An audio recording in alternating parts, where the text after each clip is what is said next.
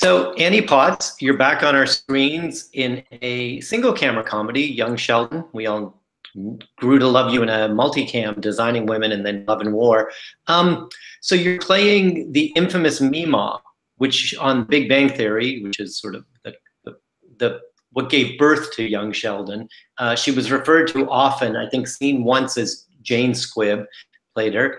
So just tell us how this came to be on your radar. And it came to me totally out of the blue. I'd done another pilot last spring and it didn't go. And I was way away on a Caribbean island having a lovely vacation. And I moved away from LA a couple of years ago. My husband is a director, producer, and he produces NCIS New Orleans. So he'd moved to New Orleans. And so I had decided to join him down there. And so we sold our home here. And so then that pilot didn't go. And I was like, oh, well, I guess I'll just be a New Orleans person. And then while I was on the island, this call came to say, do you want to be Meemaw on Young Sheldon? It was like, what? So it really just came out of the blue, and they sent me a copy of the pilot and 3 scripts. And I went, yes, I sure do want to do this. I thought I was so smitten with the pilot. I thought it was so sweet and funny and tender and, you know, not like anything that Chuck Lorre had done before. And I thought, what wonderful new territory for him to be doing a one-camera show. And so it was just super happy, wonderful, manna from heaven. So with Meemaw, like I said, we know her from, you know, at that point, 10 years on Big Bang, Sheldon talking about her. So everyone had an idea of who she was. When you approach something like that, this character that you now get to introduce to people, I mean, like I said, Jane Squibb had done it once. Where do you start? Do you start with the look, or do you start sort of internally? I do sort of start. I like to work from the outside in. You know, once I can kind of get a visual of you know, how I can embody that character.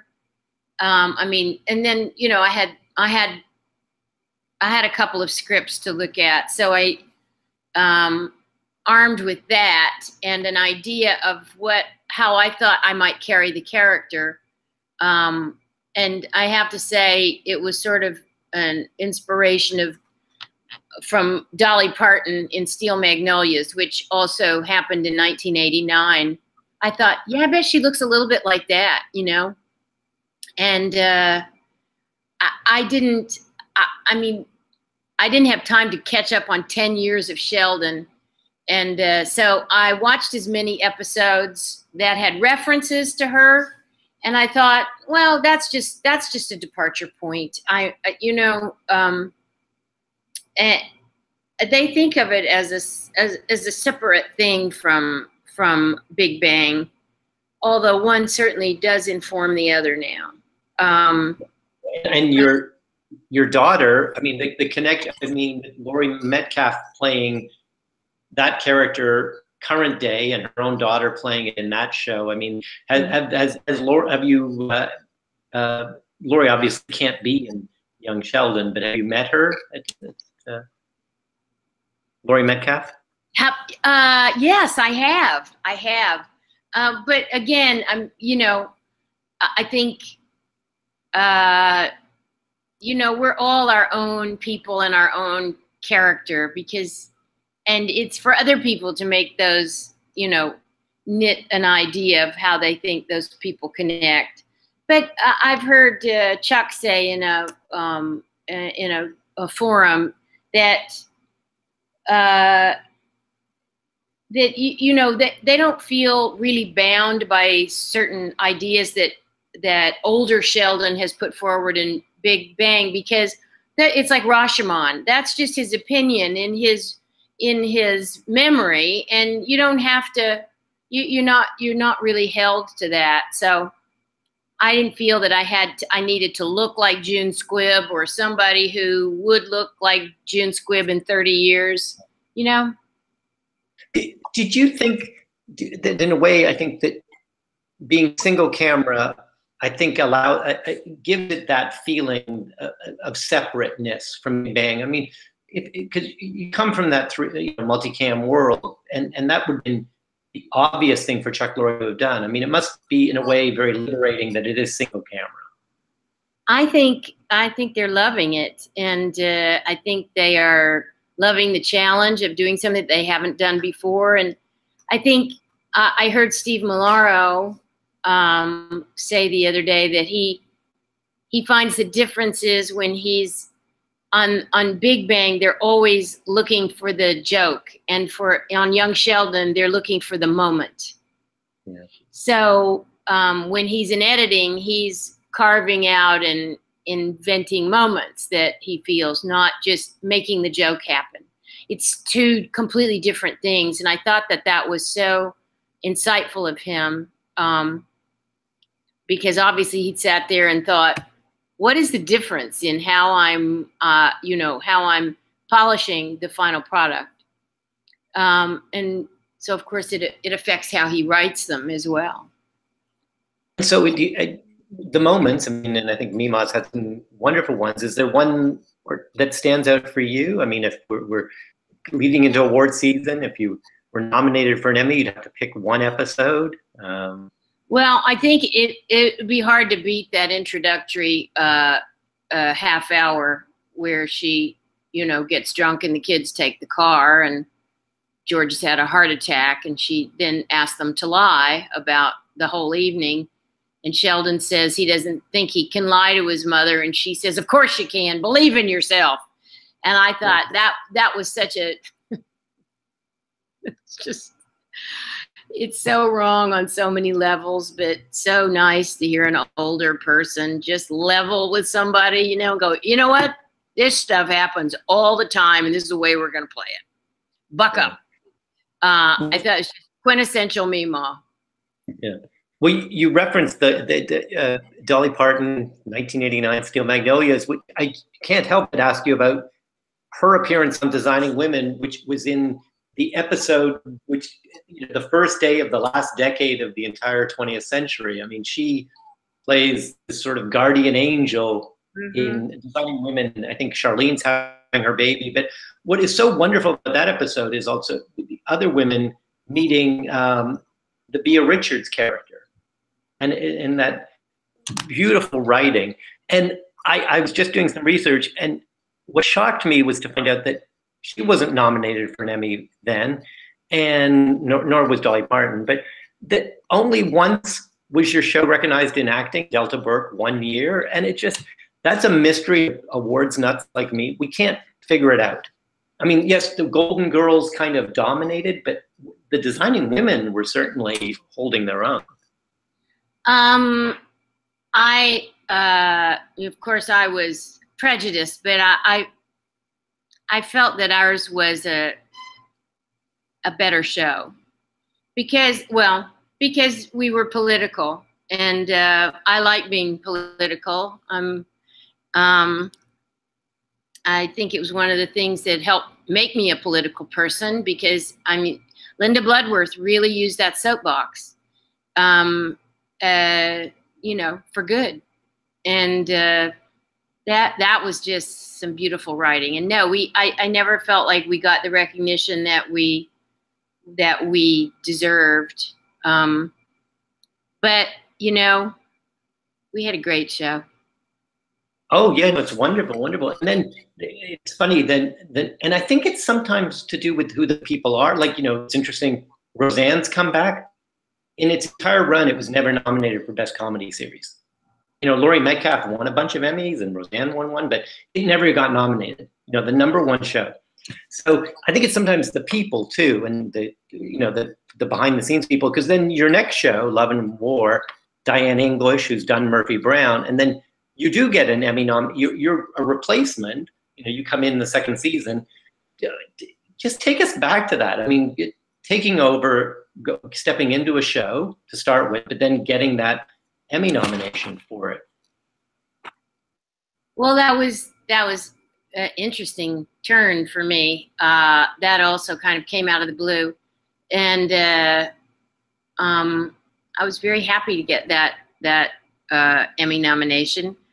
I didn't win, and I always I remember the moment or the whole evening, because they put me on the very front row, and I thought, well, that's a very positive sign. But what I didn't realize is that it was also where the cameras needed to go. So I literally spent the whole evening with my legs and feet up, because everybody who was winning, running up to the stage, stepped on me. So I could say at the end of that evening that everyone in Hollywood had stepped on me. But I loved that show. I thought that was another fabulous show. She was such a great writer. And the darling Jay Thomas and I had such wonderful chemistry. And it was just a great cast. Joanna Gleason and Susie Plaxton, Joel Murray. It was just great. Yeah. It's funny because her other show, Candice Bergen, who then frustratingly withdraws her name a few years later. It's like, why hadn't she done it earlier? You know. Well, I think, she was quite successful, and she could step back. She had the luxury to step back.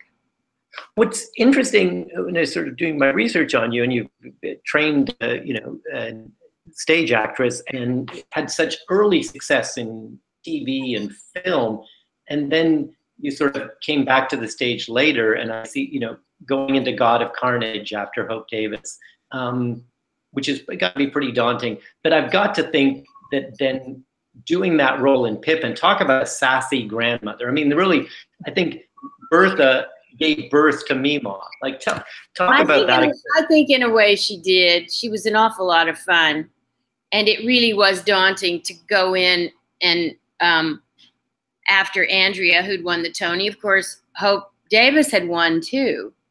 Yeah. So when you go in on those heels, it's so nerve-wracking. But yes, I certainly I think Meemaw was born out of that. And just so for the people that didn't see it, so this is the grandmother, and in the original, it was played by Irene Ryan, who people knew as Granny from Beverly Hillbillies. And she was the sweet grandmother who's giving her grandson a life lesson. And it's a nice, simple little, it's a great, it's one big scene. It's a great sort of role, right? In that you get this one big number. But Diane Paulus restages it as a circus theme. And where does Bertha end up in on the trapeze? Yeah. Yeah, and how far up were you hanging? 30 feet. No net, no harness. Yeah. It was so crazy, but I was up there, of course, with a very accomplished Cirque du Soleil, young, strong man who, I could have done anything. Handling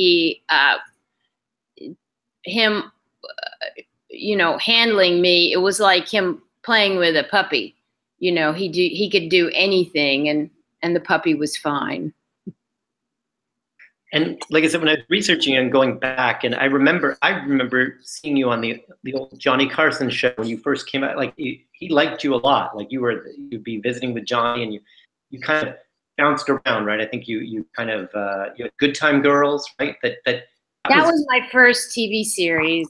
Yeah, Miller Boyette. Yeah, and exactly. After Happy Days, and it's their new Laverne and Shirley, because it's in the 40s. And these Good Time Girls, it was a phrase from World War II.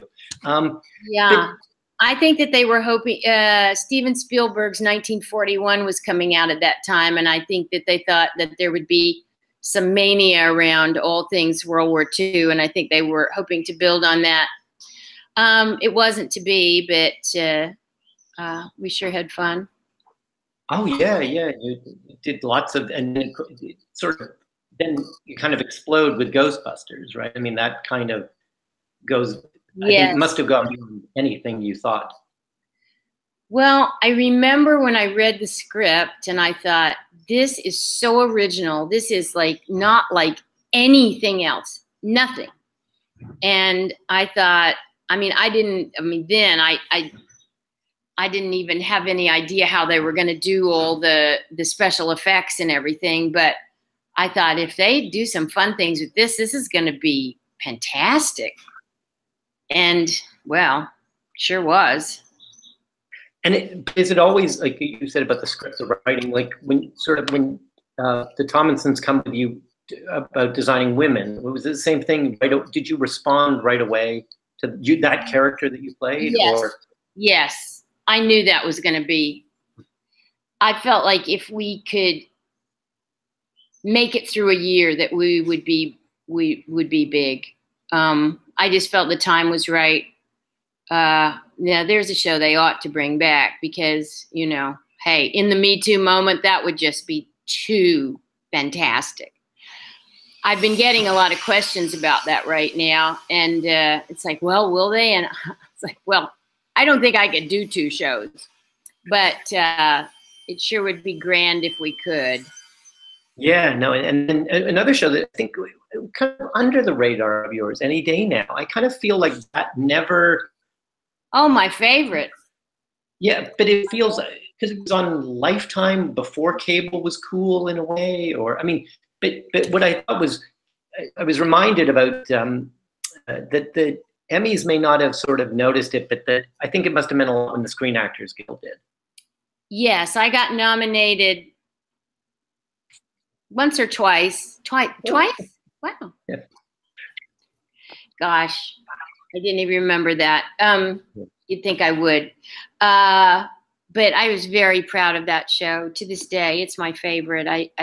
You know, it was political. It was funny. It was touching. It was real. It was a great tool to put on TV and have people examine that and see the races talking to each other. I mean, we really did that. Yes, it was not cool to be on cable. It was one of the first shows on cable. Yeah.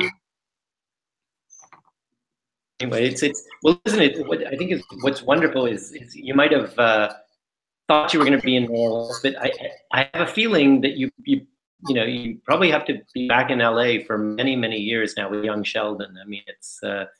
Well, when I read that script, I had the same feeling that I had when I read Ghostbusters and when I read Designing Women. It was like, this is fantastic. This is really fresh. Yeah. And of course, we have that luminous child. On this one, writing about him, he could be the youngest ever, winner of comedy actor. I mean, and that. Jim Parsons won 4 times, so it's only fair that he win at least once. That would be, well, then I have to say, I don't know how I feel about it. He's certainly extraordinary, but how would he ever top himself? You know, when you win, when you're 9, where do you go? Yeah. See, I've left myself plenty to go. Well, hopefully you'll both be at the Emmys and not in the front row. I think this is what. Well, they have that was back in the old days when it was at the Pasadena Auditorium or something, and it was really like a high school auditorium. But it makes for a good story after. Yeah. Oh, one thing I got to mention, just with you doing all this research on you, is your really wonderful work with your alma mater, right? I mean, I was reading various articles how you talk about high school auditoriums with your college, that you're really still really involved, and that's wonderful. Well, you know what? I have backed off that a little bit, but it seemed like the school was going to fold altogether at some point, and they asked me to come in, and I went and I did a show with the kids, which I loved, and taught some master classes, and then I was on the board. I'm sort of not a corporate board person, because I'm just not that. I'm way too right-brained for that. But I love that school, and they gave me a great education. They gave me the foundation for doing all the work that I have, and I wanted to owe them that. You know, I wanted to repay that. I think, and more, and now really, the master classes that they can watch you on Young Sheldon and just see. I mean, it's you carved out the great character, and it's so watchable, and it's just so much fun, you know. And her zingers. I gotta say, we mentioned Golden Girls. Estelle Getty, it puts me, you know, she's a much more glamorous granny, but you know, she walked home with an Emmy, so. Well, from your lips. Well, thank you. There's so many great shows on now. There's a lot of competition, but I would love to be in the mix. Yeah, I think you are. Thank you again. Thank you, Paul. Thanks.